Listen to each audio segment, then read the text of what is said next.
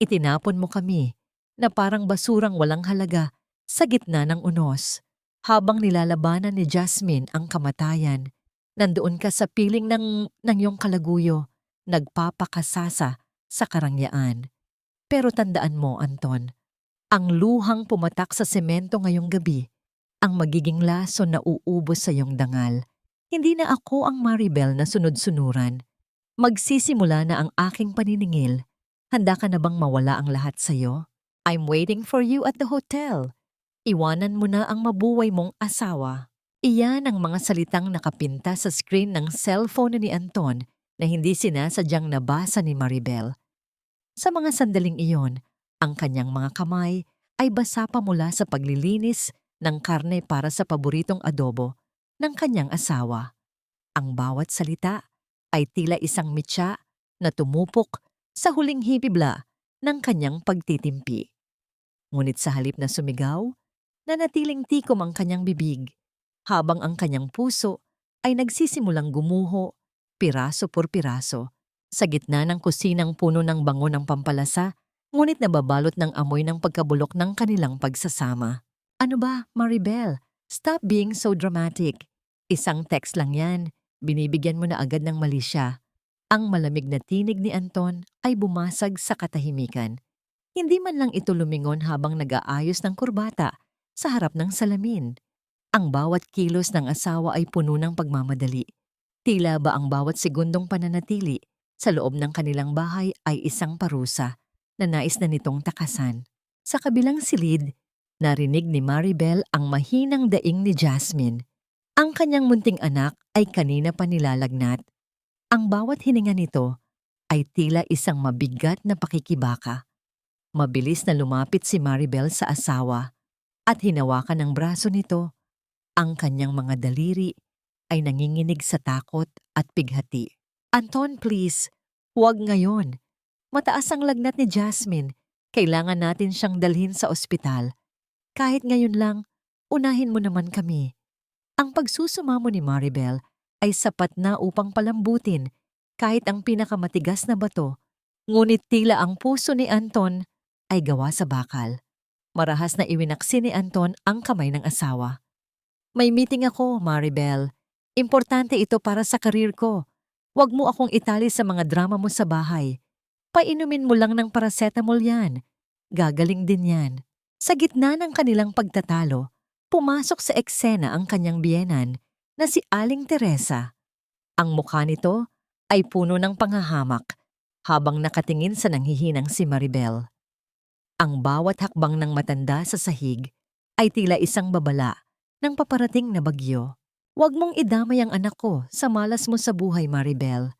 Mula nang pumasok ka sa pamilyang ito, wala ka nang ginawa kundi magreklamo. Kung hindi ka ba naman pabaya, hindi magkakasakit ang apo ko. You're a useless wife. Ang bawat salitang binitawan ni Teresa ay tila mga karayom na tumatarak sa puso ni Maribel, dahan-dahan at walang awa. Hindi na nakasagot si Maribel. Ang kanyang mga mata ay nananatiling nakapako sa pinggan ng adobo na inihanda niya ng may buong pagmamahal. Sa isang biglang galaw ni Anton upang makuha ang kanyang susi ng kotse, nasagi nito ang lamesa. Ang porselanang pinggan na naglalaman ng lahat ng pagod at pagsasakripisyo ni Maribel ay humampas sa matigas na sahig. Nagkadurog-durog na, parang ang kanyang mga pangarap. Ang ulam na pinaghirapan niya ay kumalat sa semento, madumi at wala ng silbi. Alis na ako. Huwag mo akong tatawagan kung tungkol lang sa lagnat na yan. Ang huling salita ni Anton bago ito tuluyang lumabas ng pinto. Ang tunog ng pagsara ng pinto ay tila isang hatol ng kamatayan na nag-iwan kay Maribel sa gitna ng isang gumuhong tahanan. Lumapit si Maribel sa kanyang anak na ngayon ay nanginginig na sa taas ng lagnat. Niyakap niya ang bata ng mahigpit. Ang kanyang mga luha ay pumatak sa noo ni Jasmine. Wala siyang pera sa pitaka dahil lahat ng kanyang kinita ay kinuha na ni Anton para sa negosyo nito. Ang katahimikan sa loob ng bahay ay tila isang halimaw na sumasakal sa kanya, habang ang boses ng kanyang biyenan ay patuloy na umaalingaw-ngaw sa sala. Sinisisi siya sa bawat kamalasang nangyayari. Sa labas, ang langit ay nagsimulang magdilim at ang bawat patak ng ulan ay humahampas sa kanilang bubungan. Tila nakikiramay sa kanyang paghihinagpis. Bit-bit ang nanghihinang anak at ang pusong punong-puno ng sugat. Lumabas si Maribel ng bahay nang walang sapin sa paa. Suot lamang ang lumang duster na punong-puno ng mantsa ng luha at pawis. Tumayo siya sa gitna ng kalsada. Ang bawat patak ng ulan ay humahapdi sa kanyang balat. Tiningnan niya ang madilim na kalangitan at sa kauna-unahang pagkakataon, isang tanong ang bumungad sa kanyang isipan na tila isang sumpa at panalangin. Hanggang kailan ko ba kailangang mamatay para lamang mabuhay ang iba? At kung ngayong gabi ay tuluyan na kaming mamatay ng aking anak sa gutom at sakit, lilingon kaya ang lalaking nangako sa akin ng langit habang ako ay nasa impyerno? Ang bawat patak ng ulan ay tila mga latay ng latigo na humahagupit sa hubad na balat ni Maribel. Ang kanyang mga paa na walang sapin ay nakikipagbuno sa magaspang at malamig na aspalto, ngunit hindi niya nararamdaman ang hapdi. Ang tanging buhay na nararamdaman niya ay ang mahinang tibok ng puso ni Jasmine na nakadikit sa kanyang dibdib, isang munting apoy na unti-unting nawawala sa gitna ng nagngangalit na unos. Ang kanyang hininga ay gumagapang palabas ng kanyang lalamunan na tila mga basag na bubog, mahapdi at kapos. Sa bawat hakbang, ang bigat ng kanyang anak ay tila nagiging bigat ng buong mundo. Hinihila siya pababa sa madilim na kawalan ng kalsada. Ang kadiliman ay nabasag ng isang matalim na liwanag mula sa malayo. Ang pag-ikot ng asul at pulang ilaw ay sumasalamin sa mga baha sa kalsada, nagbibigay ng kakaibang kulay sa paligid. Ang paghinto ng isang sasakyan ay nagdulot ng pag-alon ng tubig sa gilid ng kalsada at mula roon ay bumaba ang isang lalaking nakauniporme. Si Siyentipiko Gabriel Santos ay mabilis na lumapit. Ang kanyang mukha ay nababakas ng tunay na pag-aalala. Nang maramdaman ni Maribel ang isang matipunong braso na umalalay sa kanyang nanghihinang balikat, ang kanyang tuhod ay tuluyan ng bumigay. "Miss, sandali lang. Relax ka lang. Tutulungan ko kayo. Dalhin natin ang bata sa ospital fast." Ang tinig ni Gabriel ay baritono at matatag, isang angkla sa gitna ng nagwawalang dagat ng kamalayan ni Maribel. Hindi na nagawa pang sumagot ni Maribel. Ang kanyang paningin ay nagsimulang lumabo habang isinasakay sila sa loob ng patrol car.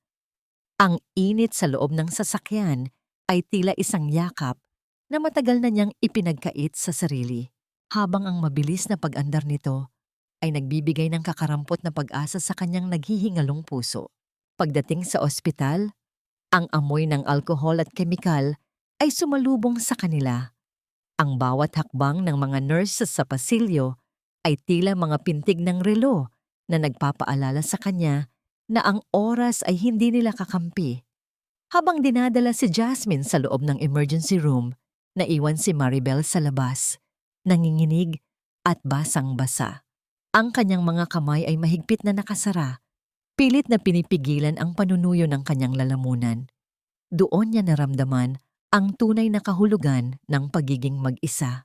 Sa gitna ng puting dingding ng ospital, ang kanyang duster na punong-puno ng putik ay tila isang mantsa sa malinis na paligid. "Uminom ka muna ng tubig. Huwag kang mag-alala. Safe na ang anak mo sa loob. I already talked to the doctors," sabi ni Gabriel habang inaabutan siya ng isang basong tubig. Ang kuryenteng naramdaman ni Maribel nang magdampi ang kanilang mga balat ay hindi dahil sa pagnanasa, kundi dahil sa matagal na panahon na walang sino mang humawak sa kanya ng may pag-iingat. Tumingin siya kay Gabriel. Ang kanyang mga mata ay nangungusap ng pasasalamat na hindi kayang bigkasin ng labi. Ngunit ang kapayapaang yon ay panandalian lamang. Ang pagbukas ng pintuan ng ospital ay nagdala ng isang pamilyar na amoy ng mamahaling pabango na hinaluan ng alak. Pumasok si Anton. Malinis ang suot at tila hindi galing sa parehong bagyo na muntik nang pumatay sa kanyang mag-ina. Hindi man lang nito tiningnan ang direksyon ng silid kung nasaan si Jasmine. Sa halip, tumayo ito sa harap ni Maribel nang may bakas ng pagkainip sa muka. Bakit ka ba nandito? I told you don't make a scene. Alam mo bang iniwan ko ang mahalagang dinner ko dahil lang sa pag-iinarte mo? Ang boses ni Anton ay puno ng poot. Walang kahit katiting na pag-aalala para sa anak na nakikipaglaban para sa buhay. Hindi ko na kaya ito, Maribel. You're dragging me down with your endless problems. May kinuha si Anton mula sa loob ng kanyang mamahaling jacket. Isang puting sobre na tila ba may dalang lason. Inihagis niya ito sa kandungan ni Maribel. Pirmahan mo yan. Ayoko na. I want my freedom. My lawyer will handle the rest. Huwag mo na kaming gambalain ni Mama. Nanigas ang buong katawan ni Maribel habang nakatingin sa dokumento ng lihon. Ang bawat letra sa papel ay tila nagiging malalaking alon na muling lumulunod sa kanya. Tiningnan niya si Anton, ang lalaking minsan niyang inakala na magiging kanlungan niya habang buhay, at nakita niya ang isang estranghero na may pusong yelo. Ang kanyang luha ay hindi na pumatak. Tuyo na ang kanyang mga mata mula sa sobrang pighati. Sa kabilang banda, si Gabriel ay nakatayo lamang sa malapit. Ang kanyang mga kamao ay nakakuyom habang pinagmamasdan ang kawalang hiyaan ng lalaking nasa harap ni Maribel. Naramdaman ni Maribel ang matalim na hapdi sa kanyang dibdib, hindi dahil sa hiwalayan, kundi dahil sa katotohanang kahit. Sa harap ng posibleng pagkamatay ng kanilang anak, ang tanging inisip ni Anton ay kung paano siya tuluyang mabubura sa buhay nito. Inangat ni Maribel ang kanyang nanginginig na kamay at hinawakan ng sobre. Ang lamig ng papel ay tila tumatagos sa kanyang mga buto.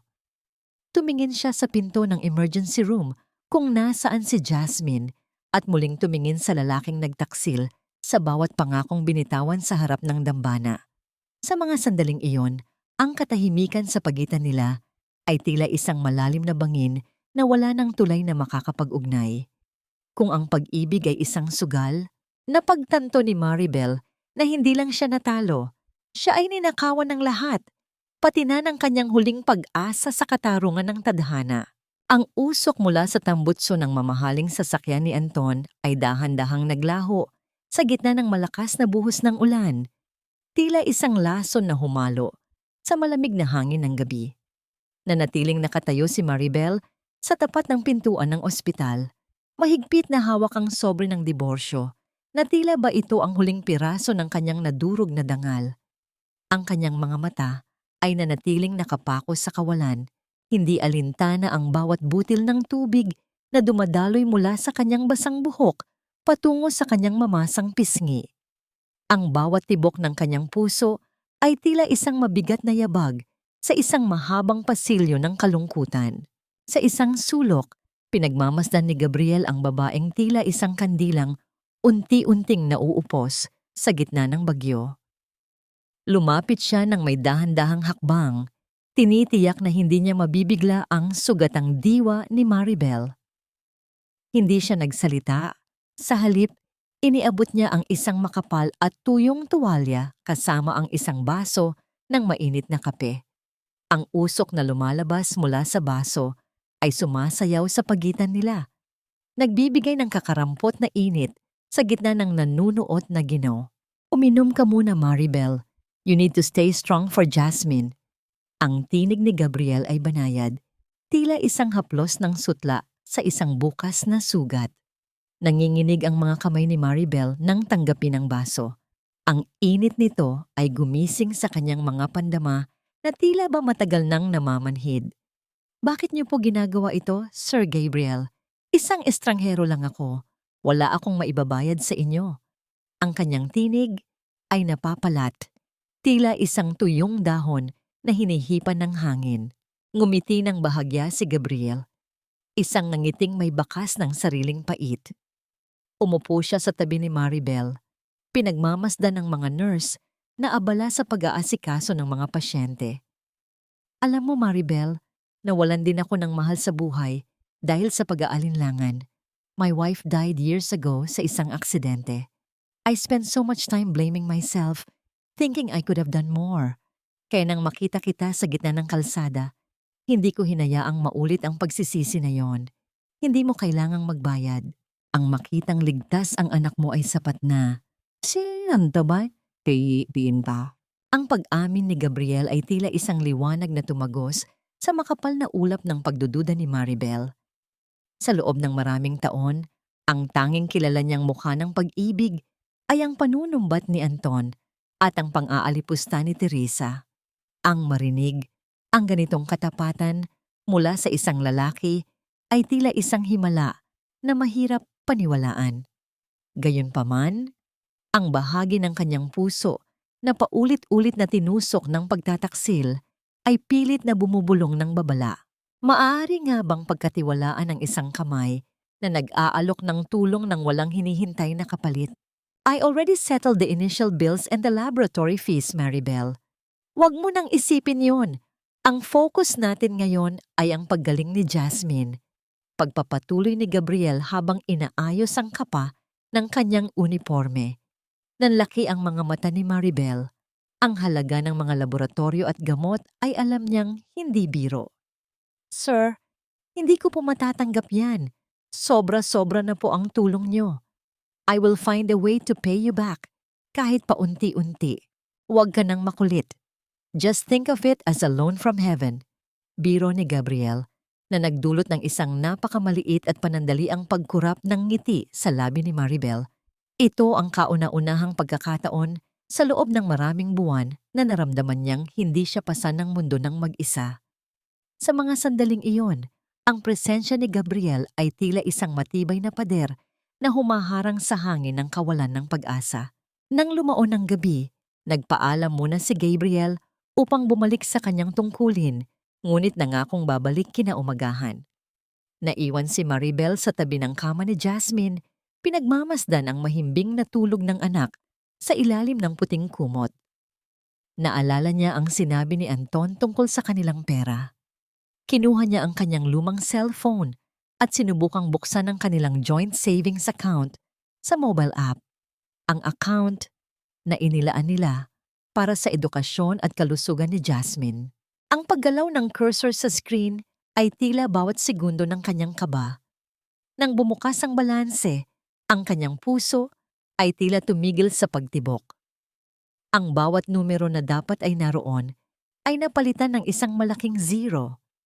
Ang bawat sentimo na pinaghirapan niya mula sa kanyang maliit na sideline at ang perang tinipid niya sa loob ng 7 taon ay wala na. Binasa niya ang huling transaction history. Ang buong halaga ay inilipat sa isang hindi kilalang account. Ilang oras lamang ang nakalilipas bago pa man siya palayasin ni Anton sa bahay. Nabitawan ni Maribel ang kanyang cellphone sa ibabaw ng matigas na sahig ng ospital. Ang katahimikan sa loob ng silid ay biglang naging bingi at nakakasakal. Hindi lamang siya iniwan ni Anton sa gitna ng bagyo.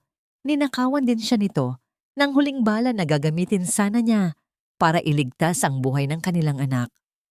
Ang pait ng katotohanan ay tila isang lason na mabilis na kumakalat sa kanyang mga ugat. Sa harap ng mahimbing na tulog ni Jasmine, napagtanto ni Maribel na ang lalaking nangakong magiging katuwang niya sa hirap at ginhawa ay ang siya palang magbabaon sa kanila sa hukay ng kahirapan. Paano niya itutuloy ang laban kung ang tanging sandata na mayroon siya ay kinuha na ng taong pinagkatiwalaan niya ng kanyang buong buhay? Ang bawat hakbang ni Maribel sa lumang baitang ng hagdan ay nagdudulot ng mahinang pag-angal ng kahoy, tila ba nagrereklamo ang bahay sa bigat ng dalahin ng kanyang puso. Ang amoy ng alikabok at lumang papel ay sumalubong sa kanya. Isang pamilyar na yakap mula sa nakaraan na matagal na niyang kinalimutan.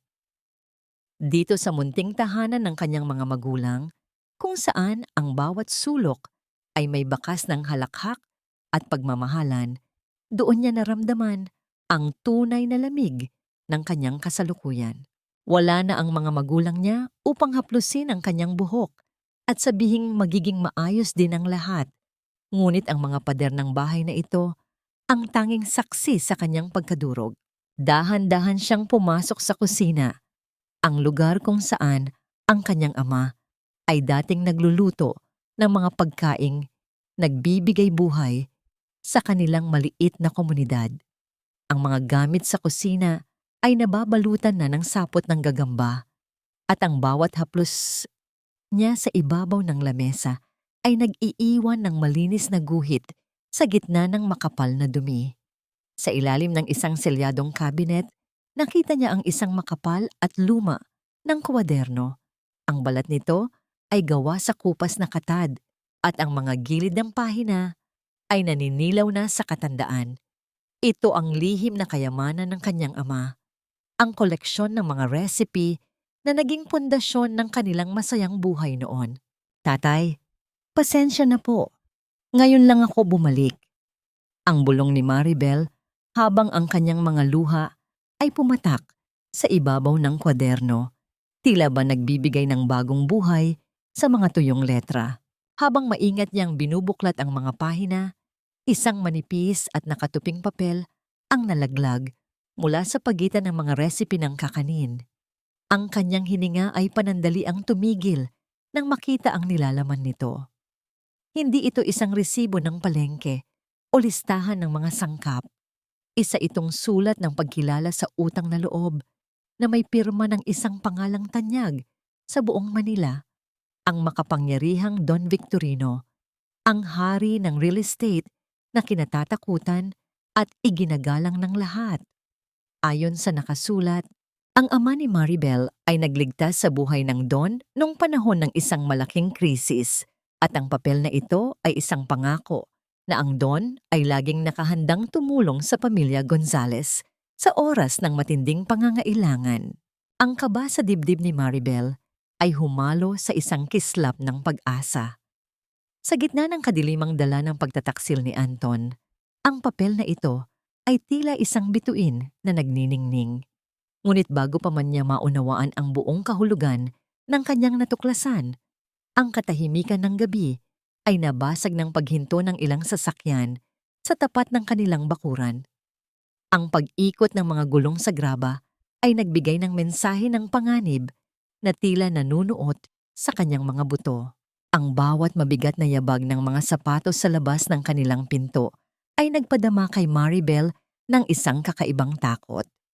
Ang anino ng tatlong lalaki ay sumilip mula sa ilalim ng pintuan at ang marahas na pagtulak sa pinto ay nagdulot ng isang tunog na tila ba ang buong bahay ay pilit na ginigising mula sa pagkakahimbing. Pumasok ang mga lalaking nakaitim.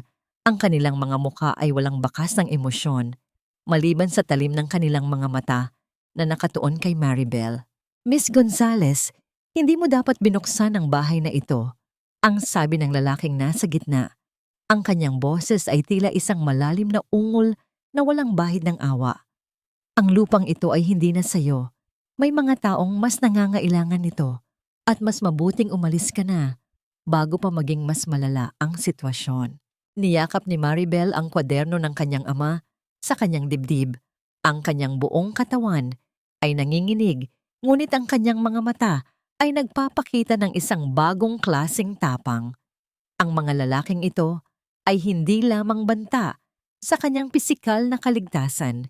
Sila ang mga aninong nais kumuha sa huling alaala ng kanyang nakaraan. Habang dahan-dahang lumalapit ang mga estranghero sa kanya, isang tanong ang pilit na sumisigaw sa kanyang isipan. Hanggang saan ba aabot ang kasakiman ni Anton at ng mga taong nasa likod nito upang tuluyan siyang burahin sa mundong ito?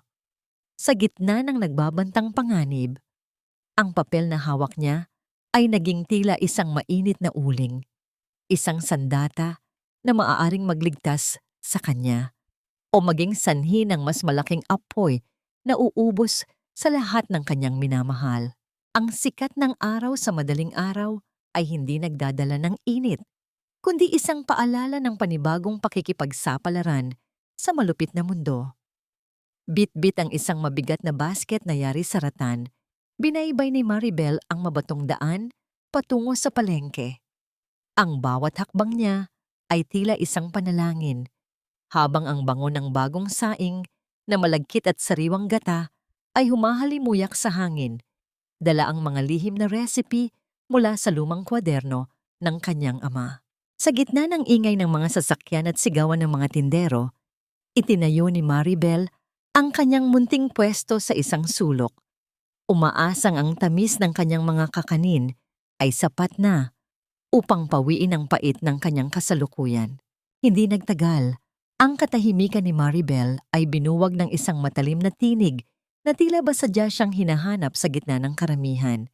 Si Aling Nena, ang kapitbahay niyang kilala sa pagiging mapanghusay, ay huminto sa harap ng kanyang lamesa habang paypay ang sarili ng mabilis. Ang bawat kumpas ng kamay nito ay tila nagpapahiwatig ng panghahamak. Aba, Maribel, akala ko ba ay senyora ka na sa mansyon ng mga Gonzales? Bakit ngayon ay nagtitiyaga ka sa gitna ng alikabok at langaw? Sis, sabi ko na nga ba, hindi nagtatagal ang swerteng hindi para sa'yo. Ang boses ni Aling Nena ay sapat na lakas upang lumingon ang ibang mga mamimili. Pinilit ni Maribel na manatiling kalmado, bagamat ang kanyang mga daliri ay nagsimulang manginig habang inaayos ang mga dahon ng saging. Naghahanap buhay lang po ako ng marangal, Aling Nena. Para po ito kay Jasmine. Maikli niyang sagot, pilit na itinatago ang hapdi sa kanyang dibdib. Sa kabutihang palad, ang munting si Jasmine ay nakaupo sa isang maliit na bangko sa likod ni Maribel. Yakap ang isang sirang manika. Nang makita ng bata ang pagkapahiya ng ina, hinawakan niya ang dulo ng duster ni Maribel at tumingin ng may busilak na pagmamahal. Mama, amoy heaven po ang mga tinda niyo. Sigurado pong mauubos yan. Ang mahinang boses ni Jasmine ay tila isang malambot na musika na nagpatigil sa mundo ni Maribel. Sa sandaling iyon, ang pangungutya ng paligid ay naglaho. Ang tanging mahalaga ay ang munting anghel na umaasa sa kanya. Ngunit ang langit ay tila nais pang subukin ang kanyang katatagan. Ang paghinto ng isang makintab at mamahaling sasakyan sa tapat ng palengke ay nagdulot ng bulungan sa mga tao. Lumabas mula roon si Anton na mukhang matagumpay sa kanyang suot na mamahaling polo, kasama ang isang babaeng nakasuot ng damit na tila ba na sa isang fashion show. Si Miranda. Ang bawat hakbang ng dalawa sa maputik na kalsada ay puno ng kayabangan. Nang makita nila ang pwesto ni Maribel, hindi umiwas si Miranda. Sa halip, lumapit ito nang may nakakalokong nangiti, habang si Anton ay nakatayo lamang sa likod nito, walang bakas ng habag sa kanyang mga mata para sa asawang dati niyang pinangakuan ng katapatan. Oh my God, Anton! Look! Isn't this your wife? Or should I say ex-wife? Dito na ba talaga ang bagsak niyo? How pathetic! Ang tawa ni Miranda ay tila isang matalim na kutsilyo na humihiwa sa hangin. Hayaan mo na siya, Miranda. Sinayang niya ang chance niya. Let's go, mainit dito. Malamig na sabi ni Anton.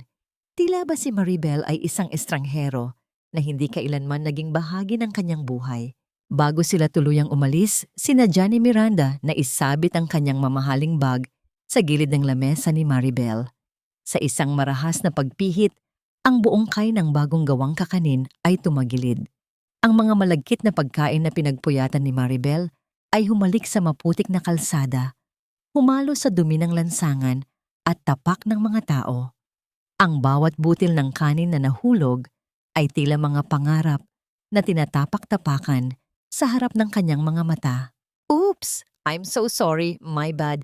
Pero mukhang dumi naman talaga ang nababagay sa luto mo, sabi ni Miranda bago sila tuluyang sumakay sa sasakyan at iniwan ang makapal na usok na humampas sa mukha ni Maribel. Naiwan si Maribel na nakatitig sa putikan kung saan nakahiga ang huling pag-asa niya para sa gamot ni Jasmine ngayong araw.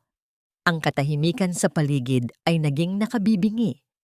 Naramdaman niya ang panginginig ng kanyang buong katawan, hindi dahil sa galit, kundi dahil sa pagod na nanunuot sa kanyang mga buto. Lumuhod siya sa kalsada, pilit na pinupulot ang mga nadumihang kakanin, habang ang mga luha niya ay nagsimulang pumatak at humalo sa putik. Sa bawat patak ng kanyang luha, naitanong niya sa kanyang sarili, may hangganan ba ang kalupitan ng mga taong minsan mong minahal? O sadyang ang tadhana ay sadyang idinisenyo upang panoorin siyang madurog ng paulit-ulit hanggang sa wala nang matira sa kanyang pagkatao? Ang sikat ng araw sa madaling araw ay hindi nagdadala ng init, kundi isang paalala ng panibagong pakikipagsapalaran sa malupit na mundo. Bit-bit ang isang mabigat na basket, nayari sa ratan, binaybay ni Maribel ang mabatong daan patungo sa palengke. Ang bawat hakbang niya ay tila isang panalangin, habang ang bango ng bagong saing na malagkit at sariwang gata ay humahalimuyak sa hangin. Dala ang mga lihim na recipe mula sa lumang kwaderno ng kanyang ama. Sa gitna ng ingay ng mga sasakyan at sigawan ng mga tindero, itinayo ni Maribel ang kanyang munting pwesto sa isang sulok. Umaasang ang tamis ng kanyang mga kakanin ay sapat na upang pawiin ang pait ng kanyang kasalukuyan. Hindi nagtagal, ang katahimikan ni Maribel ay binuwag ng isang matalim na tinig na tila ba sadya siyang hinahanap sa gitna ng karamihan. Si Aling Nena, ang kapitbahay niyang kilala sa pagiging mapanghusga, ay huminto sa harap ng kanyang lamesa habang mabilis na pinapaypayan ang sarili. Ang bawat kumpas ng kamay nito ay tila nagpapahiwatig ng panghahamak. Aba, Maribel, akala ko ba ay senyora ka na sa mansyon ng mga Gonzales? Bakit ngayon ay nagtitiyaga ka sa gitna ng alikabok at langaw? Sabi ko na nga ba, hindi nagtatagal ang swerteng hindi para sa'yo. Ang boses ni Aling Nena ay sapat na lakas upang lumingon ang ibang mga mamimili. Pinilit ni Maribel na manatiling kalmado, bagamat ang kanyang mga daliri ay nagsimulang manginig habang inaayos ang mga dahon ng saging. Naghahanap buhay lang po ako ng marangal, Aling Nena. Para po ito sa anak ko. Maikli niyang sagot, pilit na itinatago ang hapdi sa kanyang dibdib. Sa kabutihang palad, ang munting si Jasmine ay nakaupo sa isang maliit na bangko sa likod ni Maribel, yakap ang isang sirang manika. Nang makita ng bata ang pagkapahiya ng ina, hinawakan niya ang dulo ng damit ni Maribel at tumingin ng may busilak na pagmamahal. Mama, amoy heaven po ang mga tinda niyo. Sigurado pong mauubos yan. Ang mahinang boses ni Jasmine ay tila isang malambot na musika na nagpatigil sa mundo ni Maribel. Sa sandaling iyon, ang pangungutya ng paligid ay naglaho. Ang tanging mahalaga ay ang munting anghel na umaasa sa kanya. Ngunit ang langit ay tila nais pang subukin ang kanyang katatagan. Ang paghinto ng isang makintab at mamahaling sasakyan sa tapat ng palengke ay nagdulot ng bulungan sa mga tao. Lumabas mula roon si Anton na mukhang matagumpay sa kanyang suot na mamahaling polo, kasama ang isang babaeng nakasuot ng damit na tila ba nasa isang fashion show, si Miranda. Ang bawat hakbang ng dalawa sa maputik na kalsada ay puno ng kayabangan. Nang makita nila ang pwesto ni Maribel, hindi umiwas si Miranda. Sa halip, lumapit ito nang may nakakalokong ngiti, habang si Anton ay nakatayo lamang sa likod nito. Walang bakas ng habag sa kanyang mga mata para sa asawang dati niyang pinangakuan ng katapatan. Oh my God, Anton! Look! Isn't this your wife? Or should I say, ex-wife? Dito na ba talaga ang bagsak niyo? How pathetic! Ang tawa ni Miranda ay tila isang matalim na kutsilyo na humihiwa sa hangin. Hayaan mo na siya, Miranda. Sinayang niya ang chance niya. Let's go? Mainit dito. Malamig na sabi ni Anton. Tila ba si Maribel ay isang estranghero na hindi kailanman naging bahagi ng kanyang buhay. Bago sila tuluyang umalis, sinadya ni Miranda na isabit ang kanyang mamahaling bag sa gilid ng lamesa ni Maribel. Sa isang marahas na pagpihit, ang buong tray ng bagong gawang kakanin ay tumagilid. Ang mga malagkit na pagkain na pinagpuyatan ni Maribel ay humalik sa maputik na kalsada, humalo sa dumi ng lansangan at tapak ng mga tao. Ang bawat butil ng kanin na nahulog ay tila mga pangarap na tinatapak-tapakan sa harap ng kanyang mga mata. Oops, I'm so sorry, my bad. Pero mukhang dumi naman talaga ang nababagay sa luto mo. Sabi ni Miranda bago sila tuluyang sumakay sa sasakyan at iniwan ang makapal na usok na humampas sa mukha ni Maribel. Naiwan si Maribel na nakatitig sa putikan kung saan nakahiga ang huling pag-asa niya para sa gamot ni Jasmine ngayong araw. Ang katahimikan sa paligid ay naging nakabibingi. Naramdaman niya ang panginginig ng kanyang buong katawan, hindi dahil sa galit, kundi dahil sa pagod na nanunuot sa kanyang mga buto. Lumuhod siya sa kalsada, pilit na pinupulot ang mga nadumihang kakanin, gamit ang kanyang nanginginig na mga kamay, habang ang mga luha niya ay nagsimulang pumatak at humalo sa putik. Sa bawat patak ng kanyang luha, naitanong niya sa kanyang sarili kung may hangganan ba ang kalupitan ng mga taong minsan mong minahal o sadyang ang tadhana ay idinisenyo upang panoorin siyang madurog ng paulit-ulit hanggang sa wala nang matira sa kanyang pagkatao. Sa gitna ng putikan, ang mga daliri ni Maribel ay hindi nanginginig sa takot, kundi sa isang uri ng pagtitimpi na ngayon lamang niya natuklasan. Ang bawat butil ng kakanin na nahulog ay tila mga piraso ng kanyang sariling laman na tinapak-tapakan. Ngunit sa halip na humagulhol, dahan-dahan niyang nilinis ang kanyang munting lamesa. Ang bawat haplos niya sa ibabaw ng kahoy ay puno ng puot na pilit niyang ginagawang lakas. Hindi niya binigyan ng kasiyahan ang mga taong nakatingin na makita siyang tuluyang gumuho. Ang kanyang hininga ay malalim at kontrolado. Tila ba tinitipon niya ang lahat ng natitirang hangin sa kanyang dibdib upang muling makatayo. Maribel, let me help you. Huwag mo nang pulutin yan, madumi na. Ang baritonong tinig ni Gabriel ay muling bumasag sa kanyang pag-iisa. Hindi na malaya ni Maribel ang pagdating ng lalaki. Ang anino ni Gabriel ay malapad na tumakip sa kanya mula sa nakakasilaw na sikat ng araw. Lumuhod din ito sa putikan, hindi alintana ang dumi sa kanyang uniforme at tinulungan siyang damputin ang mga nagkalat na kagamitan. Sa pagitan ng kanilang mga kamay, naramdaman ni Maribel ang isang init na hindi nanggagaling sa panahon, kundi sa isang pusong handang umunawa ng walang kapalit. Sir Gabriel, nakakahiya po. Ang dumi niyo na! Bulong ni Maribel. Ang kanyang boses ay nanginginig sa pagitan ng hiya at pasasalamat. It's okay. Mas mahalaga ka kaysa sa uniforming ito.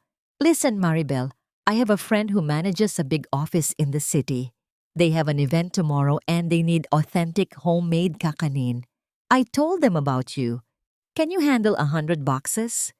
Ang tanong ni Gabriel ay tila isang buhos ng malamig na tubig sa gitna ng nagbabagang disyerto. Nanlaki ang mga mata ni Maribel. Ang pagkakataong ito ay hindi lamang tungkol sa pera. Ito ay isang pagkakataon upang patunayan na ang mga recipe ng kanyang ama ay may puwang sa mundo ng mga taong mapanghusga. 100 boxes? Oo po. Kakayanin ko po. Gagawan ko ng paraan. Good, I trust you. Susunduin kita bukas para maihatid ang mga order. For now, let's get you and Jasmine home. You need to rest and prepare, sabi ni Gabriel habang dahan-dahang inaalalayan si Maribel na tumayo. Sa isang sandali, nagtagpo ang kanilang mga mata. Ang pag-aalaga sa tingin ni Gabriel ay nagdulot ng isang kakaibang pintig sa puso ni Maribel. Isang pakiramdam na matagal na niyang inakalang patay na. Isang munting kislap ng pag-asa na marahil. Hindi lahat ng lalaki ay tulad ni Anton na marunong lamang manakit. Pagdating sa bahay, ang pagod ni Maribel ay tila naglaho nang makita ang munting pagbabago kay Jasmine. Ang bata ay nakaupo na sa banig at may hawak na lapis. Pilit na iginuguhit ang isang bahay na may 2 malaking tao sa labas.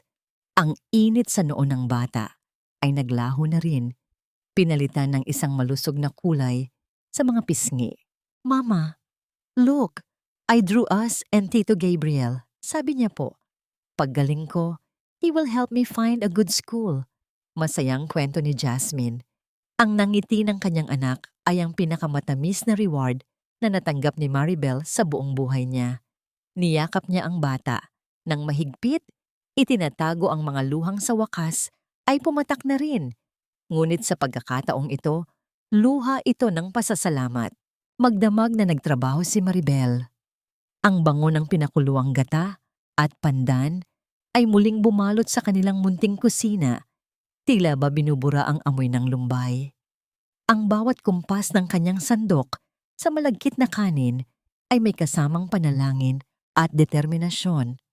Sa bawat box na kanyang tinatapos, unti-unting nabubuo ang kanyang tiwala sa sarili. Gayunpaman, sa isang malaking mansyon hindi kalayuan sa kanila, isang pares ng mga mata, ang puno ng puot, habang nakatingin sa isang video na ipinadala ng isang bayarang espiya. Pinanood ni Miranda ang bawat galaw ni Maribel sa palengke, kung paano ito inalagaan ni Gabriel at kung paano ito tila bumabangon mula sa pagkakalubog. Ang kanyang mga kuko ay bumaon sa kanyang mamahaling sofa. Ang bawat hininga niya ay puno ng selos at takot. Hindi siya papayag na ang babaeng itinuring niyang basura ay muling makakatayo at magkakaroon ng liwanag na hihigit pa sa kanya. Habang ang gabi ay lumalalim, isang madilim na plano ang nagsisimulang mabuo sa isipan ni Miranda. Ano ang kayang gawin ng isang babaeng takot na mawala ang kanyang kinuha laban sa isang inang handang ibigay ang lahat para sa kanyang anak? Ang bawat sentimong na idadagdag sa munting lalagyan ni Maribel ay tila mga butil ng pag-asa na unti-unting bumubuo sa isang bukas na hindi na kailangang katakutan. Ang amoy ng sariwang dahon ng saging at ang tamis ng gata sa kanyang kusina ay nagsisilbing bakod laban sa pait ng nakaraan. Habang pinapanood niya si Jasmine na payapang naglalaro sa isang sulok, naramdaman ni Maribel ang isang uri ng katahimikan na matagal nang ipinagkait sa kanya. Isang kapayapaang hindi nakadepende sa pag-apruba ng ibang tao. Ngunit ang katahimikang iyon ay tila isang marupok na bubog na mabilis na nabasag nang huminto ang isang pamilyar na sasakyan sa tapat ng kanilang maliit na tarangkahan. Ang pagbaba ng isang matandang babae na may suot na mga alahas na kumikinang sa ilalim ng sikat ng araw ay nagdulot ng isang matalim na kaba sa dibdib ni Maribel. Si Aling Teresa, ang kanyang biyenan, na dati ay tinitingnan siya na parang isang mantsa sa kanilang pamilya, ay ngayon ay naglalakad patungo sa kanya ng may bakas ng pekeng na muwang ngiti sa mga labi. Ang bawat hakbang nito sa tuyong lupa ay tila isang babala ng isang panganib na nakabalot sa balat kayo ng kabutihan. "Maribel, anak, kumusta ka na?" Ang tinig ni Teresa ay malambot, tila isang haplos ng sutla na may nakatagong lason sa ilalim. Nanigas ang buong katawan ni Maribel. Ang tawag na anak, na dati ay kailangan niyang paghirapan bago marinig, ay ngayon ay kusang lumalabas sa bibig ng matanda. Hindi siya sumagot. Sa halip, ipinagpatuloy niya ang paglilinis ng isang malaking palanggana na puno ng tubig na pinaghugasan ng mga kagamitan sa pagluluto. Ang kanyang mga kamay ay nanginginig, hindi sa takot, kundi sa matinding pagtitimpi. "Alam kong marami kaming pagkukulang sa'yo, lalo na si Anton. Pero alam mo naman ang mga lalaki, Maribel, madaling matukso pero sa huli, sa pamilya pa rin ang uwi." Pagpapatuloy ni Teresa, habang dahan-dahang lumalapit, pilit na inaabot ang balikat ni Maribel. "Nagsisisi na ang asawa mo. Hindi siya pinapakain ng maayos ni Miranda at palagi siyang niloloko ng babaeng iyon. Kailangan ka ng asawa mo, Maribel. Isipin mo na lang ang kapakanan ni Jasmine. Hindi ba't mas magandang lumaki siya sa isang buong pamilya?" Ang bawat salita ni Teresa ay tila isang marahas na paghila sa mga sugat ni Maribel na nagsisimula pa lamang maghilom. Ito ang tinatawag na gaslighting, ang sining ng pagpaparamdam sa kanya na siya ang may kasalanan kung bakit nagkagulo ang lahat. Ang tila pagmamalasakit ng matanda ay wala kundi isang desperadong hakbang dahil unti-unti nang nauubos ang yaman ni Anton sa piling ng kalaguyo nito at kailangan nila ng isang taong muling magsisilbi sa kanila nang walang bayad. Isipin mo ang utang na loob mo sa amin, Maribel. Kung hindi dahil sa pamilya Gonzales, nasaan ka na ngayon? Ang tinig ni Teresa ay nagsimula ng magkaroon ng talim. Ang tunay niyang kulay ay unti-unti nang lumalabas mula sa ilalim ng kanyang maskara. Matanda na ako. Huwag mo na akong pahirapan. Bumalik ka na sa amin at lahat ng ito ay kakalimutan ko na. Tumayo si Maribel ng tuwid. Ang kanyang mga mata ay diretsong nakatingin sa mga mata ni Teresa. Wala nang bakas ng takot, wala nang bakas ng pagsunod. Ang kanyang hininga ay malalim at matatag. Sa isang mabilis at determinadong galaw, ito nagilid ni Maribel ang palangganang hawak niya. Ang maduming tubig na may kasamang mga tira-tirang sangkap ay kumalat at bumasa sa mamahaling sapatos at laylayan ng damit ni Teresa. Ang pagkalat ng tubig sa lupa ay nag-iwan ng isang basang mantsa. Tila ba simbolo ng pagtatapos ng mahabang panahon ng kanyang pagtitiis. Wala na akong utang na loob sa inyo, Aling Teresa. Ang utang ko sa inyo ay binayaran ko na ng 7 taon ng pagiging katulong at pagtitiis sa inyong mga panglalait. Ang boses ni Maribel ay mahinahon, ngunit bawat salita ay tila isang deklarasyon ng kalayaan. Umalis na kayo at sabihin niyo kay Anton, huwag na siyang mag-abalang magpadala ng kahit sino. Ang Maribel na dati ninyong tinatapak-tapakan ay matagal na ninyong pinatay. Namutla si Teresa sa tindi ng gulat at galit.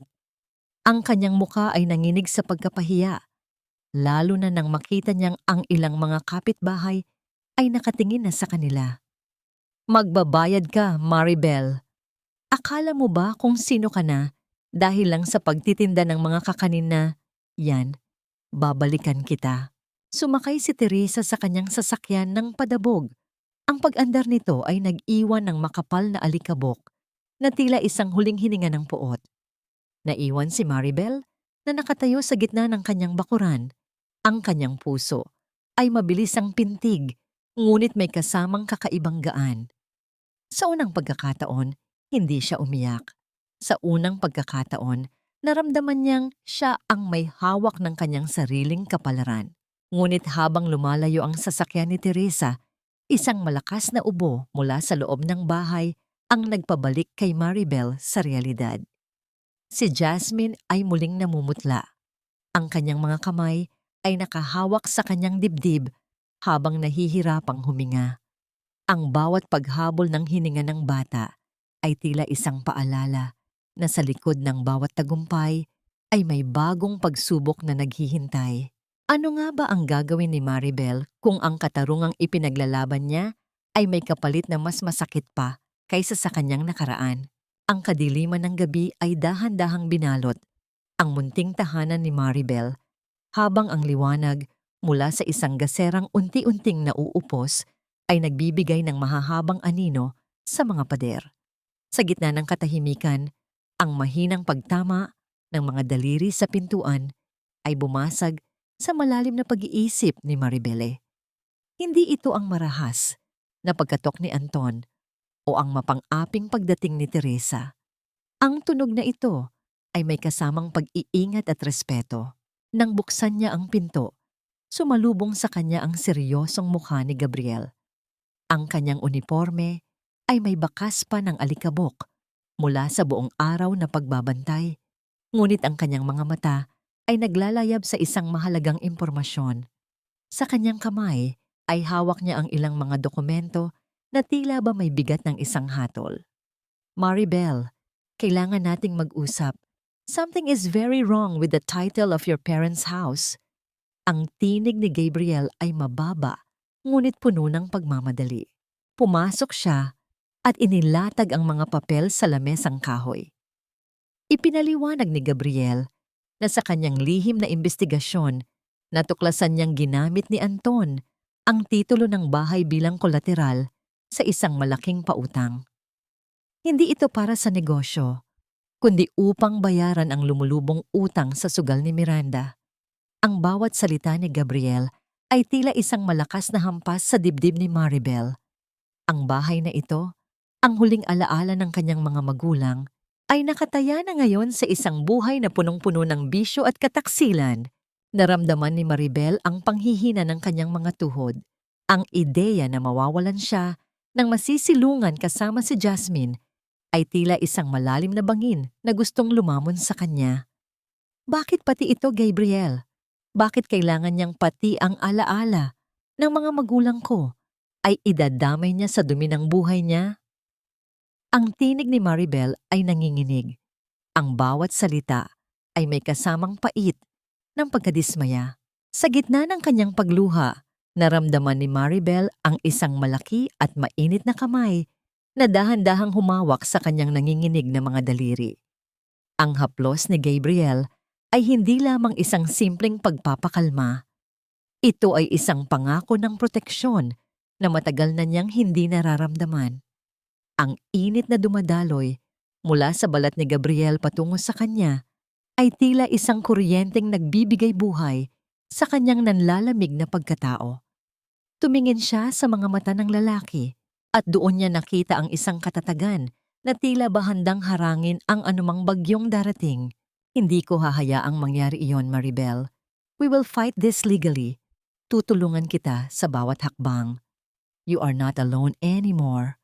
Ang bulong ni Gabriel ay tila isang musika sa kanyang pandinig. Isang sandali ng kapayapaan sa gitna ng digmaan.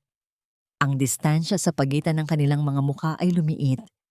Sapat na upang maramdaman nila ang hininga ng isa't isa. Isang tagpong puno ng kilig na nakabalot sa matinding tiwala at respeto. Ngunit nang tumayo si Maribel upang kumuha ng tubig para kay Gabriel, isang biglaang pag-ikot ng paligid ang nagpabagsak sa kanyang balanse. Ang bango ng niluluto niyang gata sa kusina na dati ay paborito niya ay biglang naging nakakasuka. Ang kanyang sikmura ay tila binaligtad ng isang invisible na kamay. Mabilis siyang napakapit sa gilid ng lababo. Ang kanyang muka ay nawalan ng kulay, tila isang puting papel sa gitna ng dilim. Maribel, are you okay? Sobrang putla mo. Alalang-alala na tanong ni Gabriel habang inaalalayan siya. Huminga ng malalim si Maribel. Pilit na pinapakalma ang nagwawalang pakiramdam sa kanyang katawan. Doon lamang siya napatigil. Isang mabilis na pagbibilang sa kanyang isipan ang naganap. 1 buwan, 2 buwan. Ang katotohanan ay tila isang kidlat na tumama sa kanyang kamalayan, masakit at nakakagimbal. Sa gitna ng kanyang pakikipaglaban para sa kalayaan mula kay Anton, sa gitna ng kanyang pagbuo ng bagong buhay kasama si Gabriel, isang panibagong buhay ang nagsisimulang tumibok sa loob ng kanyang sinapupunan. Ang anak ng lalaking nagnakaw ng kanyang dangal at nagnanais kumuha ng kanyang huling kayamanan ay kasama na niya ngayon sa bawat hininga. Ang pagkahilo na nararamdaman niya ay hindi lamang dahil sa pagod, kundi dahil sa isang ironya ng tadhana na tila gustong igapos siyang muli sa nakaraan. Tiningnan niya si Gabriel ng may halong takot at pighati, habang ang kanyang kamay ay dahan-dahang humawak sa kanyang tiyan. Paano niya sasabihin sa lalaking nag-aalay sa kanya ng langit na ang binhi ng kanyang impyerno ay kasalukuyang namumuhay sa loob niya? Ang bawat pintig ng kanyang puso ay naging isang tanong na walang kasagutan, habang ang anino ng nakaraan ay tila mas lalong humaba at naging mas madilim. Ang bawat hininga ni Maribel ay tila isang mabigat na pasanin, habang ang katahimikan ng madaling araw ay unti-unting nilalamon ng katotohanang mas masakit pa sa anumang sampal na natanggap niya noon.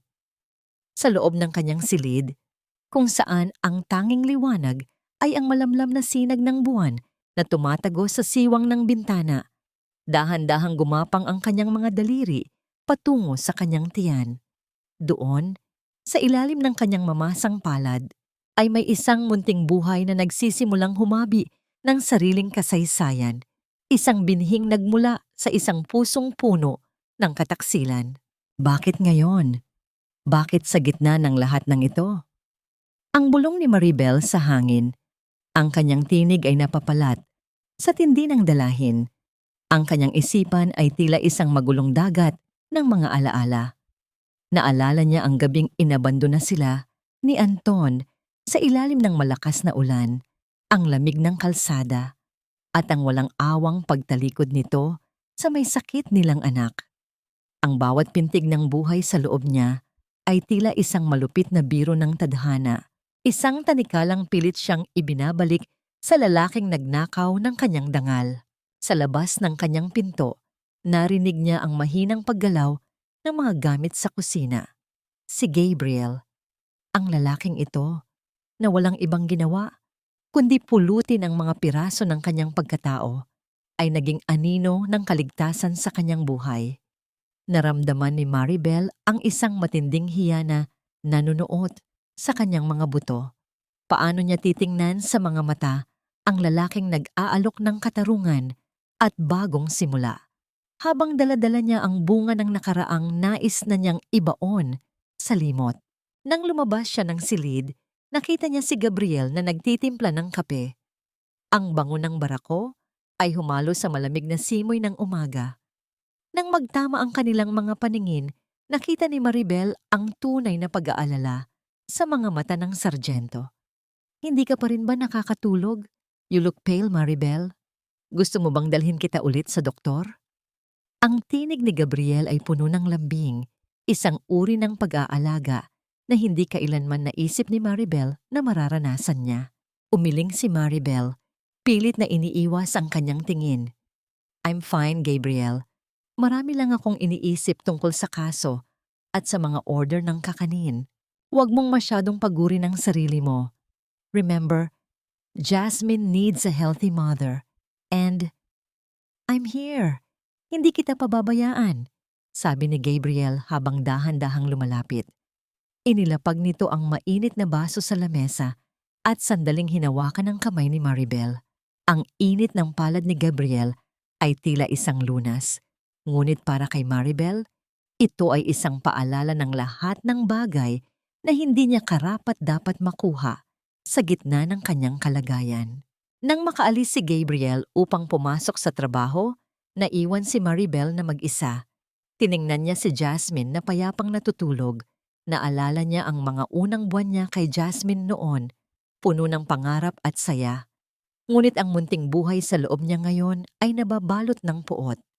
Pumasok sa kanyang isipan ang madidilim na opsyon, ang mga paraan upang tapusin ang ugnayang ito bago pa man ito tuluyang lumaki. Ngunit sa tuwing gagawin niya ang desisyong yon, tila ba may isang mahinang tinig sa loob niya na nagsasabing ang bata ay walang kasalanan. Ang sanggol ay hindi ang krimen. Ang ama ang may sala. Hindi kita itatapon. Hindi ka katulad ng tatay mo na marunong lang mang-iwan. Ang desisyon ay nabuo sa kanyang puso nang may kasamang pait at determinasyon.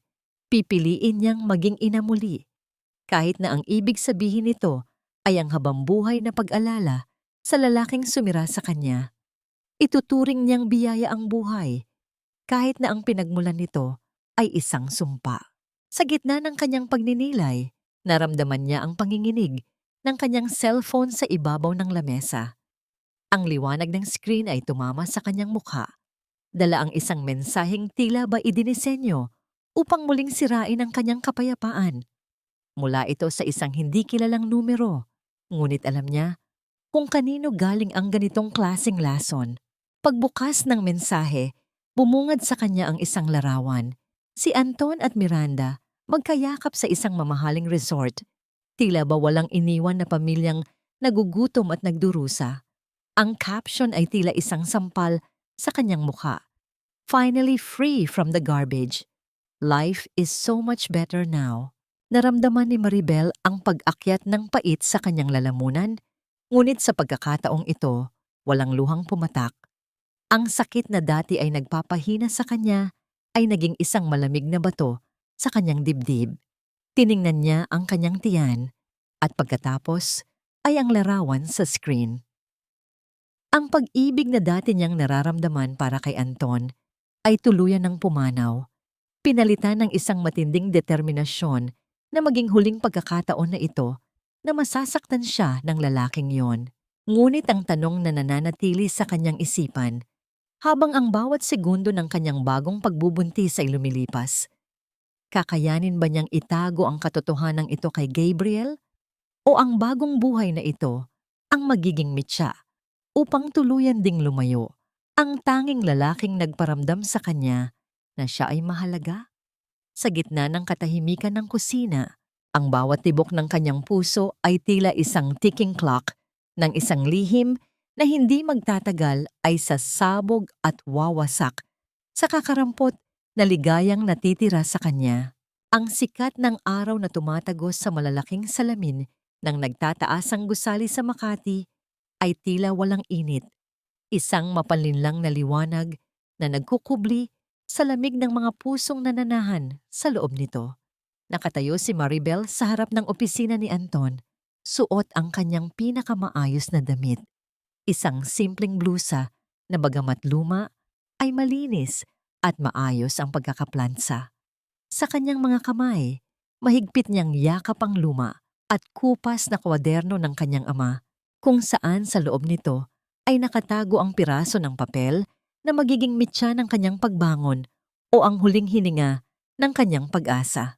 Nang bumukas ang pintuan ng opisina ni Anton, sumalubong sa kanya ang amoy ng mamahaling pabango at ang tunog ng aircon na tila isang mahinang bulong ng karangyaan. Nakaupo si Anton sa likod ng kanyang malaking lamesang gawa sa mahogany.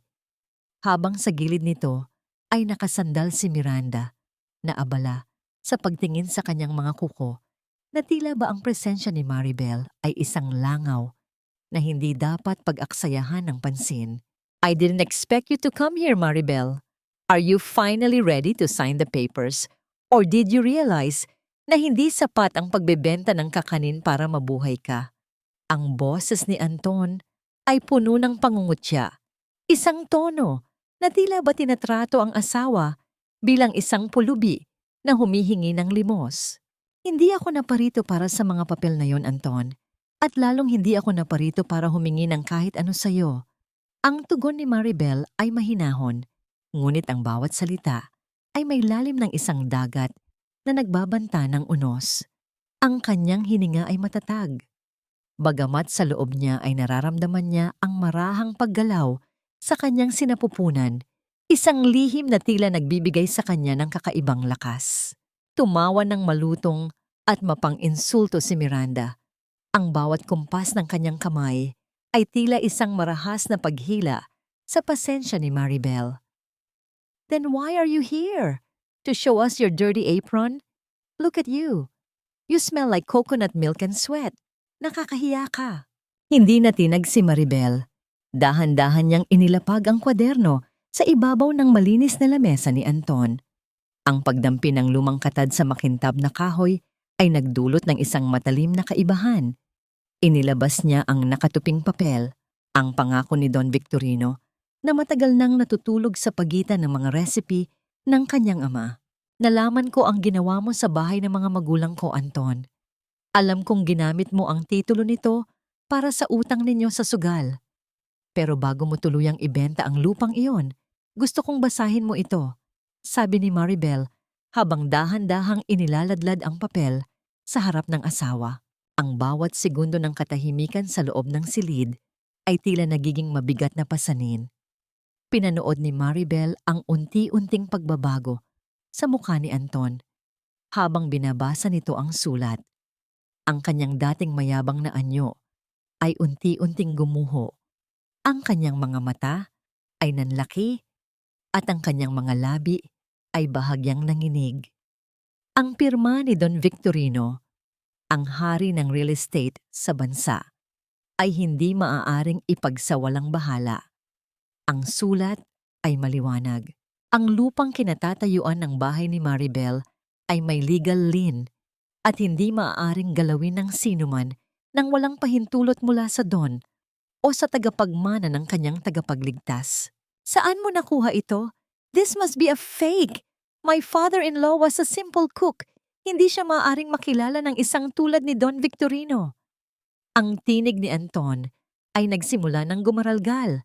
Ang kanyang kumpiyansa ay tila isang kastilyong buhangin na tinangay ng malakas na alon. Ang akala mo ay simple lang ang buhay namin dahil ang tingin mo sa lahat ng tao ay mababa sa iyo. Pero ang integridad at kabutihan ng ama ko ang nagligtas sa pamilya ninyo ngayon. Dahil kung wala ang papel na yan, matagal na kayong nakulong dahil sa iligal na pagsangla ng pag-aaring hindi sa inyo. Ang boses ni Maribel ay naging tila isang matalim na espada. Makinig ka ng mabuti, Anton. Hindi ko na kailangan ng pera mo, pero ang dignidad ng mga magulang ko at ang kinabukasan ng anak ko, hinding-hindi mo na muling mahahawakan. Napatayo si Miranda. Ang kanyang mukha ay namumula sa galit at takot. Anton, do something!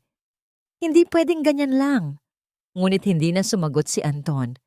Ang kanyang mga kamay ay nanginginig habang hawak ang papel. Alam niya ang kapangyarihan ng pangalang nakasulat doon. Ang kumpanyang kinabibilangan niya ngayon ay isa lamang maliit na sangay sa ilalim ng imperyo ni Don Victorino. Sa isang iglap, ang posisyon ni Anton ay naging marupok, tila isang dahong tuyo na handang tangayin ng hangin. Tumalikod si Maribel ng walang pag-aalinlangan. Ang bawat hakbang niya palabas ng opisina ay tila isang paglaya mula sa mga kadenang matagal na gumapos sa kanyang kaluluwa. Sa kanyang paglalakad sa mahabang pasilyo, naramdaman niya ang muling pag-ikot ng kanyang paningin, ang paalala ng buhay na kanyang dinadala. Ang tagumpay na ito ay simula pa lamang, ngunit ang bigat ng lihim na kanyang itinatago kay Gabriel ay tila isang mabatong bundok na kailangan niyang akyatin. Sa gitna ng kanyang paghinga, naitanong niya sa kanyang sarili, sapat na ba ang katarungang ito upang pagtakpan ang sakit na dulot ng isang katotohanang hinding-hindi niya mababago? Ang katarungan ay narito na, ngunit ang kapayapaan ay tila isang mailap na ibon na patuloy na lumilipad palayo sa kanya sa bawat pintig ng kanyang pusong sugatan. Ang bawat sikat ng araw na dumarampi sa paligid ng mansyon ng mga Gonzales ay hindi na nagdadala ng liwanag, kundi isang malupit na pagbubunyag ng unti-unting pagkabulok ng isang imperyong itinayo sa buhangin ng kasinungalingan. Sa loob ng marangyang silid, ang hangin ay naging masikip at puno ng pait. Ang marahas na paghampas ng mga gamit sa sahig ay naglalabas ng tunog na tila ba ang buong pundasyon ng bahay ay naglulunoy sa sarili nitong dusa. Hindi na kailangan ng mga salita upang maunawaan ni Anton na ang kanyang mundo ay tuluyan ng gumuho. Ang mga bank account na dati ay umaapaw sa kapirahan ay ngayon ay naging mga tuyot na balon at ang bawat ari-arian na kanyang ipinagmalaki ay tila ba naglalaho na parang usok sa harap ng mga dokumentong ipinadala. Kampo ni Don Victorino. Anton, hindi ako pwedeng madamay sa kahibangan mo. I gave you everything, and now you're telling me na frozen lahat ng assets mo? I am not a charity case.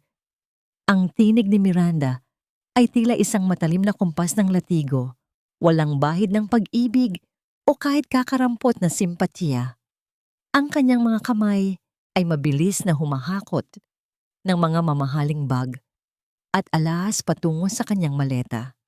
Ang bawat kalansing ng mga ginto at perlas ay nagsisilbing huling hininga ng kanilang huwad na pagsasama. Miranda, please, sandali lang. Gagawan ko ng paraan. Kakausapin ko ang mga lawyers. Hindi nila pwedeng bawiin ang lahat. Ang pagsusumamo ni Anton ay puno ng kawalan ng pag-asa. Ang kanyang mga mata ay nanunuyo at ang kanyang balat ay tila nawalan ng buhay. Ngunit si Miranda ay hindi man lang lumingon. Sa isang marahas na pagpihit ng pinto, iniwan niya ang lalaking itinuring niyang hagdan patungo sa karangyaan. Ngayon ay isa na lamang itong basag na baitang nawala ng silbi. Habang nagaganap ang kaguluhan sa loob, ang labas ng mansyon ay naging entablado ng kahihiyan. Ang pagdating ng mga tauhan mula sa bangko at mga kinatawan ng batas ay nagdulot ng isang eksenang hindi kailanman naisip ni Aling Teresa na mangyayari. Ang bawat hakbang ng mga sapatos ng mga opisyal sa kanilang hardin ay tila mga martilyo na nagpapaguho sa kanyang dangal. Isa-isang inilabas ang mga kagamitan, ang mga antik na florera, ang mga mamahaling sofa, at kahit ang malaking portrait ni Teresa na tila ba nakatingin sa kanya nang may pangungutya habang inilalapag ito sa kalsada sa itaas ng tuyong damo at alikabok. Hindi niyo pwedeng gawin ito. Kilala niyo ba kung sino ako? This is harassment. Ang pagsigaw ni Teresa ay naging isang desperadong tili na walang nakikinig. Ang kanyang mga kapitbahay na dati ay yumuyukod sa kanyang yaman ay ngayon ay nakadungaw sa kanilang mga bintana. Ang kanilang mga mata ay puno ng tsismis at lihim na katuwaan sa pagbagsak ng mapagmataas na matanda. Ang pagkawala ng kanyang kapangyarihan ay tila isang malupit na hangin na humubad sa kanyang bawat proteksyon. Sa kabilang dako ng bayan, ang palengke ay buhay na buhay sa ilalim ng init ng tanghali. Ang bango ng kakanin ni Maribel ay tila isang magnet na humihila sa mga tao. Ang bawat pag-abot niya ng balot ng pagkain sa mga mamimili ay may kasamang ngiti ng tagumpay at pagpapakumbaba. Ang kanyang bawat kilos ay puno ng dignidad, isang larawan ng babaeng muling nabuo mula sa mga abo ng kanyang nakaraan. Ngunit ang daloy ng kanyang trabaho ay panandaliang natigil nang ang mga tao ay magsimulang magbulungan at magbigay ng daan para sa isang lalaking tila ba galing sa isang mahabang digmaan.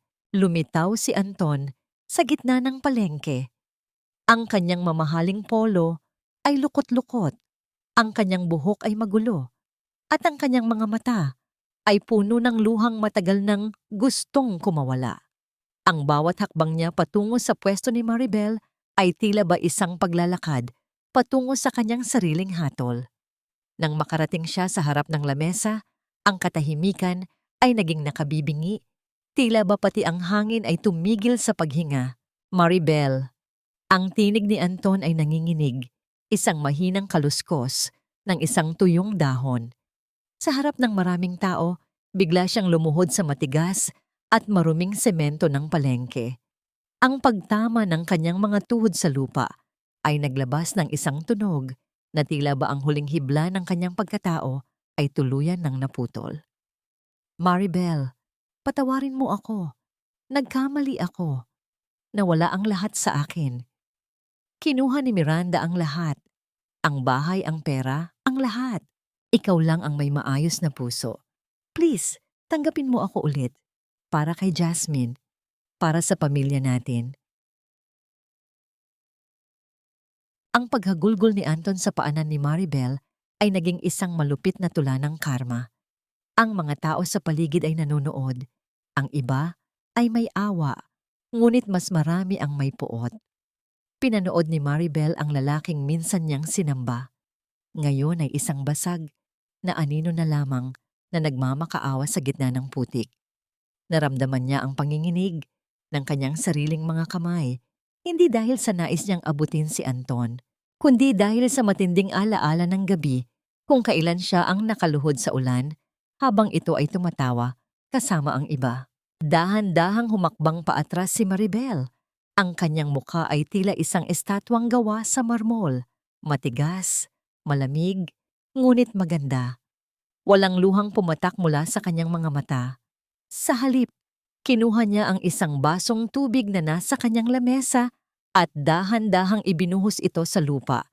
Sa tapat ng nakaluhod na asawa, ang pagtulo ng tubig sa semento ay lumikha ng isang maliit na putik sa harap ni Anton. Isang simbolo ng katotohanang ang lahat ng nasira ay hindi na muling maibabalik sa dati.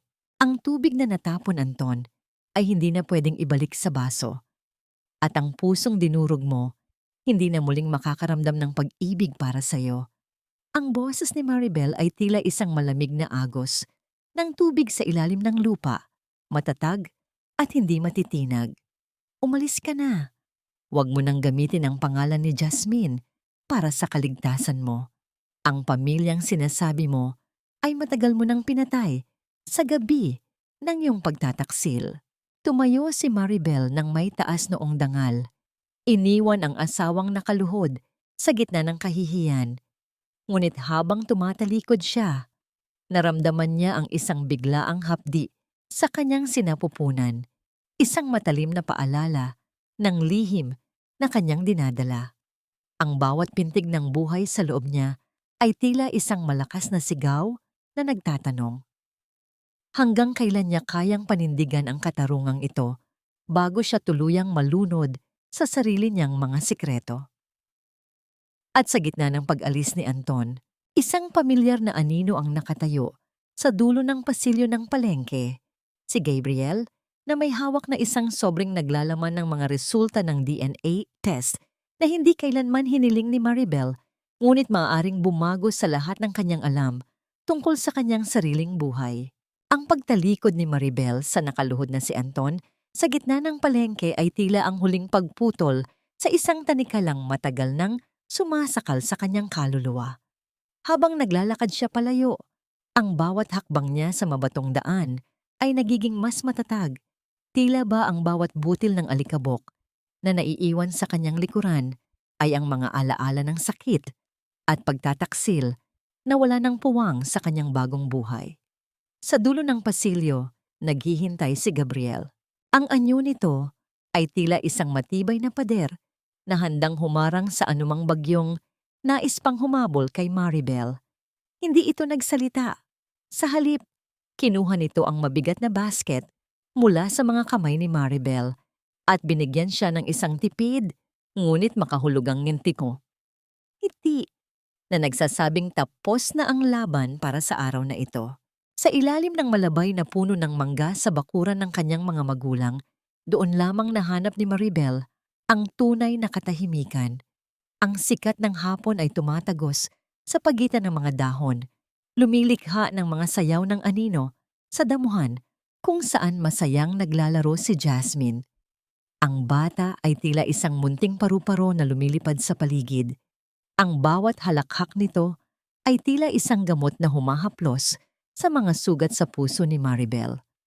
Nakaupo si Gabriel sa tabi niya sa isang lumang bangkong kahoy. Ang distansya sa pagitan nila ay puno ng mga salitang hindi pa nabibitawan, ngunit nararamdaman na ng kanilang mga puso. Maribel, alam kong marami ka pang pinagdadaanan, lalo na sa kalagayan mo ngayon. Ang panimula ni Gabriel, ang tinig nito ay tila isang mahinahong agos ng tubig sa ilalim ng buwan. Dahan-dahan nitong inabot ang kamay ni Maribel.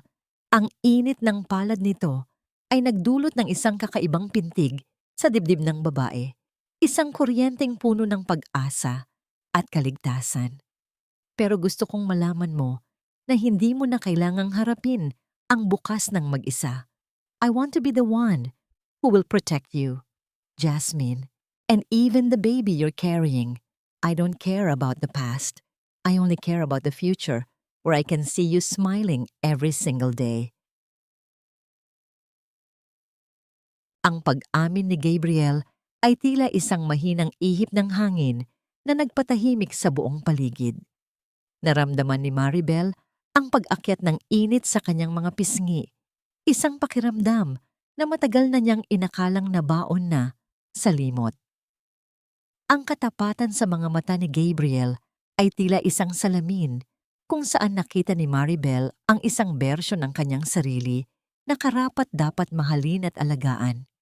Sa sandaling iyon, ang takot na itago ang kanyang pagbubuntis ay tila naglaho, pinalitan ng isang matinding pagnanais na magtiwala muli.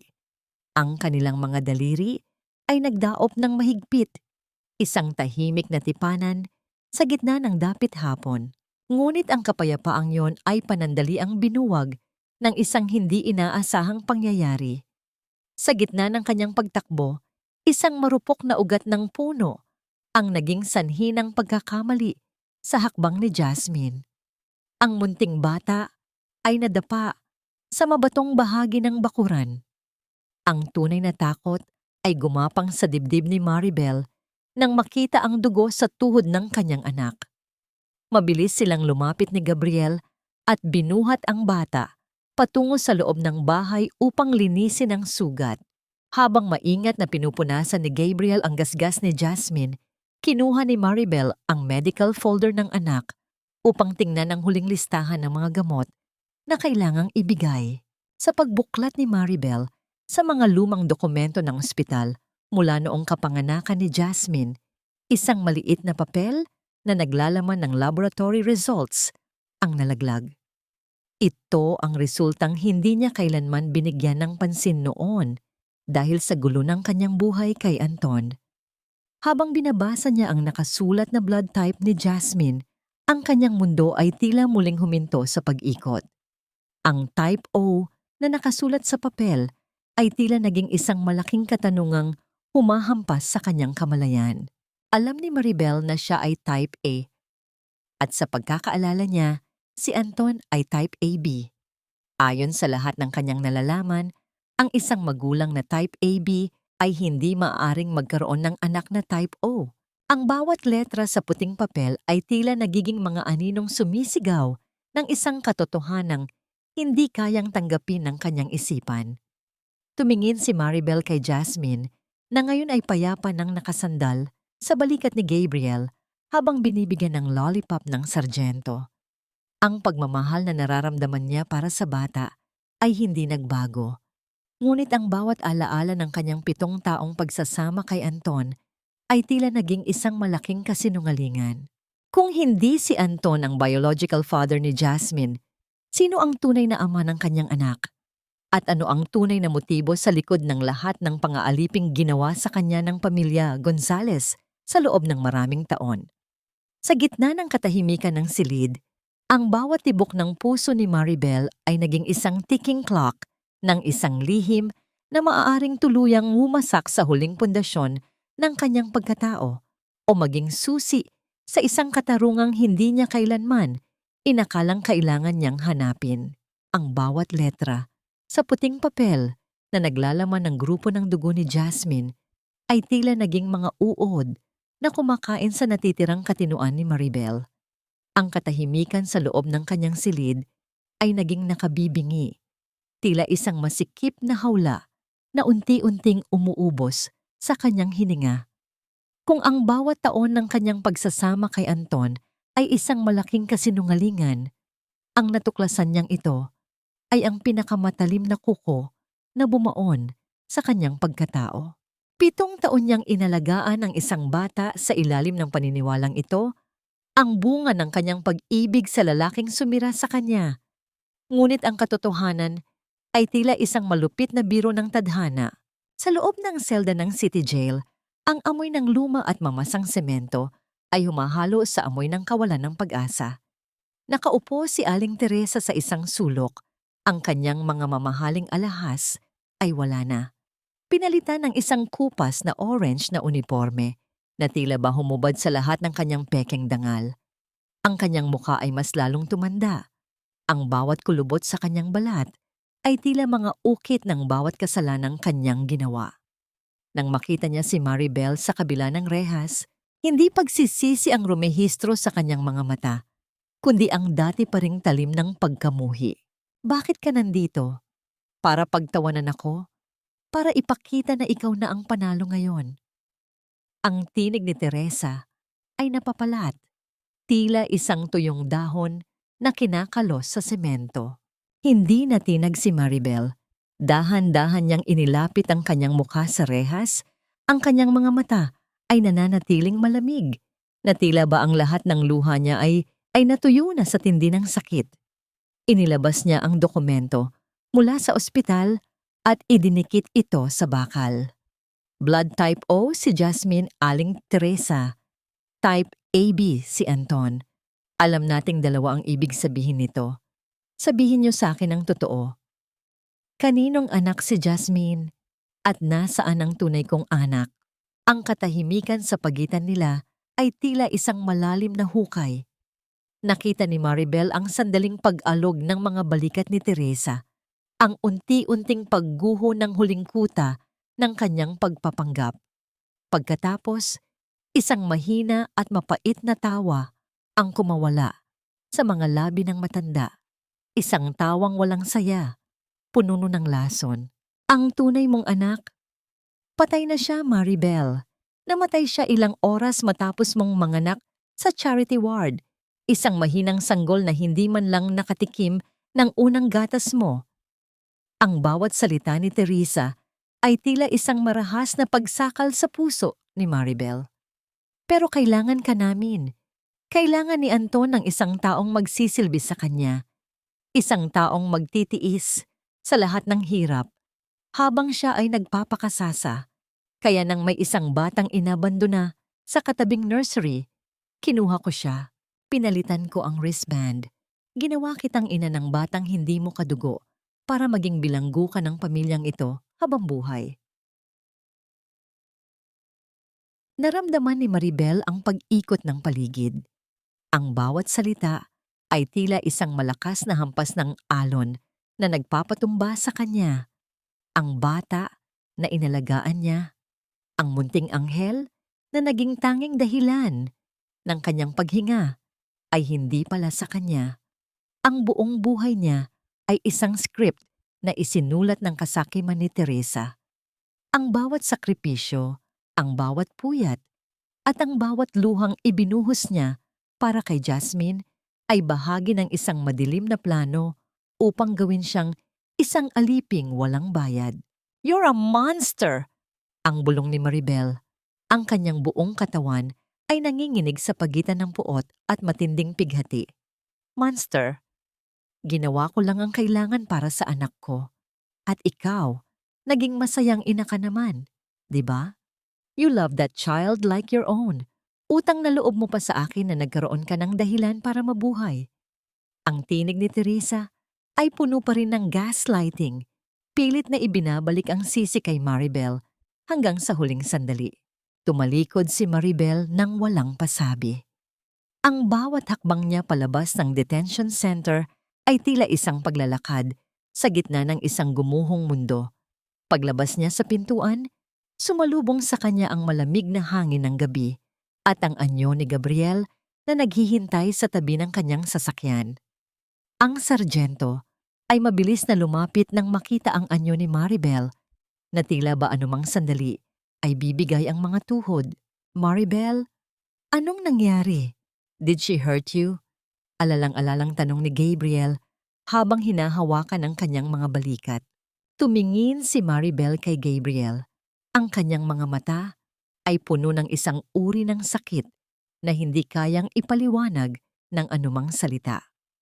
Sa mga sandaling iyon, ang katotohanan tungkol kay Jasmine ay tila isang mabatong bundok na humaharang sa kanilang dalawa. Kung si Jasmine ay hindi sa kanya, sino ang tunay na mga magulang ng bata? At paano niya sasabihin kay Gabriel na ang buhay na kasama niya ngayon ay nabuo sa isang malaking pagnanakaw ng identidad? Ang bawat pintig ng kanyang puso ay naging isang sigaw ng pagkalito. Sino na nga ba siya ngayon? Isang ina ba? O isang biktima lamang ng isang masamang panaginip? Habang ang anino ni Gabriel ay bumabalot sa kanya, naramdaman ni Maribel ang isang bagong uri ng takot. Ang takot na kapag nalaman ni Jasmine ang katotohanan, baka pati ang kakarampot na pagmamahal na natitira sa kanyang buhay ay tuluyan ding maglaho sa dilim. Ang bawat hakbang ni Maribel palabas ng himpilan ng pulisya ay tila paglakad sa ibabaw ng nagbabagang uling. Ang boses ni Teresa ay patuloy na umaalingaw-ngaw sa kanyang isipan, isang malupit na paulit-ulit na sumisira sa bawat alaala ng kanyang pagiging ina. Tiningnan niya ang kanyang mga palad, ang mga kamay na naghugas, nagpakain, at yumakap kay Jasmine sa loob ng 7 taon. Ang bawat linyang nakaukit sa kanyang balat ay tila nagtatanong, paano naging posible na ang batang itinuring niyang buhay ay isang pagnanakaw lamang ng tadhana? Sa loob ng sasakyan, ang katahimikan ay naging isang mabigat na kumot na bumabalot sa kanila ni Gabriel. Ang sargento ay nananatiling tahimik Ang kanyang mga kamay ay mahigpit sa manibela, habang ang kanyang paningin ay nakatuon sa kalsadang basa pa ng ulan. Nang hindi na makayanan ni Maribel ang bigat ng kanyang dibdib, ang kanyang paghinga ay naging isang mahabang pighati na nauwi sa tahimik na pag-iyak. Ang bawat hikbi niya ay walang tunog, ngunit ang panginginig ng kanyang mga balikat ay sapat na upang maramdaman ni Gabriel ang lalim ng kanyang sugat. "Maribel, nahanap ko na sila." Ang mahinahong tinig ni Gabriel ay tila isang liwanag sa gitna ng madilim na kalsada. The couple who lost their baby girl 7 years ago. They are the Santillan family. Mabubuting tao sila, Maribel. All these years, hindi sila tumigil sa paghahanap. Ang balitang iyon ay tila isang dobleng talim na sumaksak sa puso ni Maribel. Sa isang dako, masaya siya na may pamilyang naghihintay kay Jasmine. Ngunit sa kabilang dako, ang takot na mawala ang bata ay tila isang malalim na bangin. Paano si Jasmine, Gabriel? Paano kung kunin nila siya sa akin? Hindi ko kayang mawala ang anak ko. Kahit hindi ko siya kadugo, siya ang anak ko sa bawat tibok ng puso ko. Inihinto ni Gabriel ang sasakyan sa gilid ng isang tahimik na parke. Hinarap niya si Maribel at hinawakan ang magkabilang kamay nito. Ang init ng kanyang palad ay nagbigay ng kakarampot na lakas sa babaeng tila anumang sandali ay bibigay na. Trust the process, Maribel. Ang katarungan ay hindi lamang tungkol sa pagpaparusa sa mga Gonzales. It is also about returning what was stolen. Kinausap ko na ang mga Santillan. They saw how you cared for Jasmine. They saw your sacrifices. Hindi sila mga halimaw, Maribel. Dumating ang araw ng huling pagdinig sa korte. Ang bawat upuan sa loob ng silid ay puno ng mga taong nais masaksihan ang huling kabanata ng drama ng mga Gonzales. Nakaupo si Maribel sa harap. Ang kanyang likod ay tuwid na tila ba ang bawat buto niya ay gawa sa bakal. Sa kabilang panig, si Anton ay nakayuko. Ang kanyang anyo ay tila isang anino ng dating lalaking mayabang at mapangapi. Si Teresa naman ay nakaupo ng may pilit na dignidad, ngunit ang panginginig ng kanyang mga labi ay nagpapakita ng kanyang tunay na takot. Nang tumayo ang judge at basahin ang sentensya, ang bawat salita ay tila isang martilyo na nagpapaguho sa pader ng kasamaan. Dahil sa mga ebidensyang kinalap ni Gabriel at sa testimonya ni Maribel, napatunayang guilty si Teresa sa child trafficking at identity theft. Si Anton naman ay nahatulan dahil sa pakikipagsabwatan at financial fraud.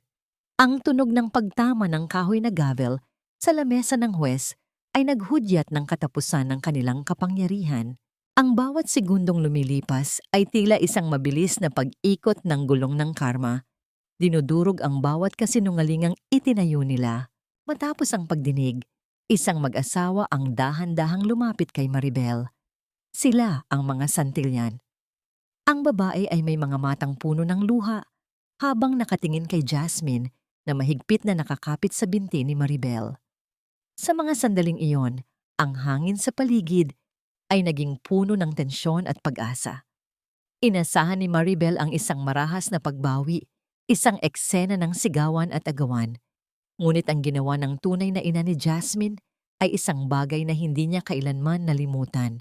Lumuhod ang babaeng Santillan sa harap ni Maribel at hinawakan ang kanyang mga kamay. Salamat. Salamat sa pagmamahal sa kanya nang higit pa sa iyong sarili. Naramdaman namin ang malasakit mo sa bawat kwento ni Sargento Gabriel. Hindi namin siya kukunin sa iyo, Maribel. Hindi namin kayang saktan ng batang ito sa ikalawang pagkakataon sa pamamagitan ng pag-alis sa kanya sa tanging ina na kilala niya. We want to be part of her life as her second family. Pero ikaw pa rin ang kanyang mama. Ang pag-iyak ni Maribel ay hindi na mapigilan. Ang bawat patak ng kanyang luha ay tila isang paghuhugas sa 7 taon ng pagdurusa. Ang katarungan ay nakamit na, ngunit ang mas malaking himala ay ang pagkakaibigang nabuo mula sa isang malaking trahedya. Naramdaman ni Maribel ang pagyakap ni Jasmine sa kanyang leeg. Ang munting boses nito ay bumubulong ng I love you, Mama. Sa labas ng korte, habang ang sikat ng araw ay tumatama sa kanilang mga mukha, inakbayan ni Gabriel si Maribel. Ang kanilang mga anino sa semento ay naging isang simbolo ng bagong simula na hindi na kailangang itago sa dilim. Ngunit habang tinitingnan ni Maribel ang kalsada, nakita niya si Anton na isinasakay sa sasakyan ng mga pulis. Ang lalaki ay lumingon sa kanya. Ang kanyang mga mata ay puno ng pagsisisi at isang tanong na huli na para masagot. Tiningnan ni Maribel ang kanyang tiyan kung saan ang isa pang buhay ay tumitibok. Ang bawat hininga niya ngayon ay malaya na, ngunit ang hamon ng pagpapaliwanag sa hinaharap ay tila isang lihim na kailangan pa rin niyang dalhin ng may pag-iingat. Sa gitna ng tagumpay, naitanong ni Maribel sa kanyang sarili, sapat na ba ang patawad upang tuluyang ibaon ang puot? O ang nakaraan ay mananatiling isang multong, laging nakabantay sa bawat hakbang ng kanyang bagong kaligayahan? 5 taon ang mabilis na lumipas. Tila mga dahon na tinangay ng malakas na hanging amihan patungo sa isang pampang ng katahimikan. Ang sikat ng araw sa umagang ito ay hindi na mahapdi sa balat, kundi isang malambot na haplos na nagbibigay ng liwanag sa karatula ng isang maunlad na tindahan sa tapat ng kanilang bahay. Jasmine's Hope and Maribel's Kitchen. Ang amoy ng sariwang gatas, asukal at mabangong dahon ng saging ay humahalo sa halimuyak ng mga bulaklak sa hardin, isang kombinasyon na nagbibigay ng pakiramdam ng tunay na tahanan. Nakatayo si Maribel sa harap ng malaking bintana, pinagmamasdan ng kanyang mga kamay. Wala na ang mga mantsa ng uling at ang panginginig ng takot. Ang bawat linyang nakaukit sa kanyang palad ay naging saksi sa kanyang pagbangon mula sa putikan. Sa kanyang tabi, isang 4 na taong gulang na batang lalaki ang mahigpit na nakahawak sa kanyang laylayan. Si Nathan, ang anak na minsan niyang inakalang magiging sumpa, ay ngayon ay ang kanyang pinakamalaking biyaya. Ang mga mata ni Nathan ay kawangis ng kay Anton, ngunit ang kanyang nangiti ay puno ng kabutihang itinanim ni Maribel sa bawat araw ng kanilang pagsasama. Mama, look! Tito Gabriel bought me a new book. Masayang sigaw ni Nathan habang itinataas ang isang makulay na aklat. Lumapit si Gabriel mula sa likuran at dahan-dahang ipinatong ang kanyang kamay sa balikat ni Maribel. Ang init ng kanyang palad ay nananatiling matatag at puno ng pag-aaruga. Tila ba sa loob ng 5 taon ay hindi ito nagbago kahit isang saglit. Hindi na kailangan ng maraming salita sa pagitan nila. Ang bawat sulyap at mahinang pagdampi ng kanilang mga balat ay sapat na upang sabihing ang lahat ay nasa tamang lugar na. Nakahanda na ang sasakyan, Maribel. Susunduin na natin si Jasmine sa bahay ng mga Santillan. Ang tinig ni Gabriel ay baritono at payapa. Ngumiti si Maribel. Si Jasmine ay lumaking malusog at masaya. May 2 pamilyang nagmamahal sa kanya ng higit pa sa sapat. Ang kasunduan nila ng mga Santillan ay naging isang magandang halimbawa ng pag-ibig na walang hinihinging kapalit. Bagamat hindi sila magkadugo, si Maribel pa rin ang tinatawag ni Jasmine na Mama, at ang mga Santillan ay naging parang mga kapatid na rin ni Maribel. Ang katarungang ipinaglaban nila noon ay nagbunga ng isang malawak na pamilyang binuo, hindi ng laman, kundi ng tadhana at malasakit. Tungkol naman kay Anton at Teresa, ang balita mula sa kulungan ay tila mga anino na lamang ng nakaraan. Si Teresa ay pumanaw na dahil sa katandaan at sakit, habang si Anton ay nananatiling bilanggo ng sarili niyang pagsisisi. Noong nakaraang taon, nagpadala si Anton ng sulat na humihingi ng tawad. Binasa ito ni Maribel nang mag-isa sa ilalim ng puno ng mangga. Sa bawat salita ng asawa, naramdaman ni Maribel ang huling bitaw ng puot sa kanyang dibdib.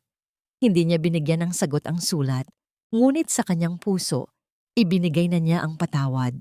Hindi para kay Anton, kundi para sa sarili niyang kalayaan. Ang pagpapatawad ay hindi nangangahulugang paglimot, kundi ang pagpili na huwag nang hayaang masaktan ka muli ng nakaraan. Kinuha ni Maribel ang lumang kwaderno ng kanyang ama sa ibabaw ng lamesa. Sa huling pahina nito, kung saan dati ay nakatago ang pangako ni Don Victorino, nagsulat si Maribel ng isang bagong entry.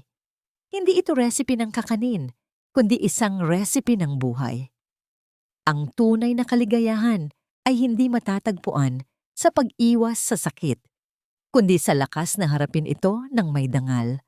Ang pamilya ay hindi nagsisimula sa grupo ng dugo, kundi sa mga pusong pinipiling manatili sa gitna ng unos. Habang isinasara ni Maribel ang kwaderno, ang marahang paghila ni Nathan sa kanyang kamay at ang banayad na paghalik ni Gabriel sa kanyang noo ay nagparamdam sa kanya ng isang uri ng kapayapaang hindi kayang bilhin ng anumang yaman. Ang bawat pagsubok na kanyang dinaanan, ang pagtataksil, ang hirap, ang lihim ng kanyang anak, ay naging mga hakbang lamang patungo sa rurok ng kanyang tagumpay. Ang bawat pintig ng kanyang puso ngayon ay puno ng pag-asa. Tumingin siya sa malayo, sa kalsadang minsan niyang tinahak nang walang sapin sa paa at basang-basa ng ulan. Ngayon, ang kalsadang yon ay puno na ng liwanag. Wala na ang mga anino ng kahapon, tanging ang bukas na puno ng kislap ng pagmamahal ang naghihintay. Ang kwento ni Maribel ay hindi nagtapos sa paghihiganti, kundi sa pagtuklas na ang pinakamatamis na tagumpay ay ang makitang muli ang sarili sa salamin at ngumiti ng walang halong pait.